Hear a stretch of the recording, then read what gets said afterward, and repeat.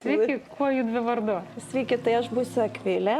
Pasakyk vardą. Aš Rugilė. Rugilė. Tai prieš 3,5 metų Rugilė patyrė galvos traumą.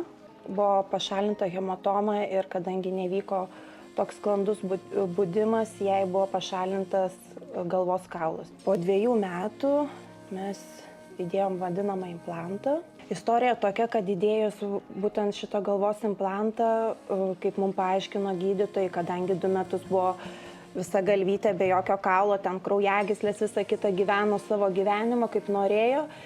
Ir pasekoje mes turim dabar galvos odos nekrozę. Na ir su šita bėda susijusios mišrus raidos sutrikimas atsirado, epilepsijas turi tam tikrą savo rūšį. Viso tai reikia jos kūną, kaip sakant, žadinti, sportuoti, judėti, kad vaikas vėl galėtų funkcionuoti savarankiškai.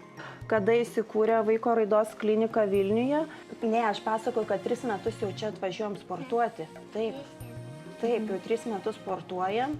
Ką matom akivaizdžius rezultatus, tikrai visapusiškai džiaugiamės. Čia mes lankom kineziterapiją ir ergoterapiją. Vis tiek tu būni gyveni ir būna tokių liūdesių savotiškų dėl tos visos situacijos. Kodėl labai reikalinga reabilitacija?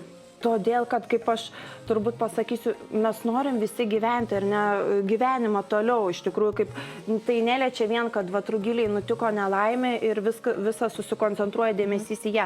Taip, didžioji dalis dėmesio jai tenka, kaip bebūtų, bet toliau nori šeimoje, kas bebūtų kiti irgi asmenys gyventi, kaip aš sakau, funkcionuoti, normaliai nueiti į darbą ar ne, kažkokį turėti laisvalaikį, nebijoti to vaiko palikti kitam asmeniui. Tai ta reabilitacija toliau ir būtina, kad tas vaikas būtų savarankiškas, kad kiek galėtų, tiek pats save apsitarnautų ar ne, galėtų funkcionuoti, galėtų žaisti, galėtų turėti draugų ar ne, kažkaip eiti į ugdymo įstaigą. Tai ta reabilitacija be proto reikalinga. Ar čia gaunat tai, ko atėjusi tikėjotės? Taip, iš tikrųjų, tikrai, manau, ir daugiau gaunami. O vaikas gerai čia jaučiasi? Gerai jaučiasi. Iš tikrųjų, ar ne? Taip, priima, net sulaukia savaitgalio ir klausia, kur važiuosim. Tai važiuosim ir į Pušų 2 iš karto. Tikrai taip, buvo čia irgi tas mūsų gal kaip su tėčiu darbas, kad vaikui patiktų, nebūtų taip, kad viskas čia tokia prievolė. Ne, kaip turbūt kiti išgirsta, gal šiek tiek ir nusišypso, pasijuokia.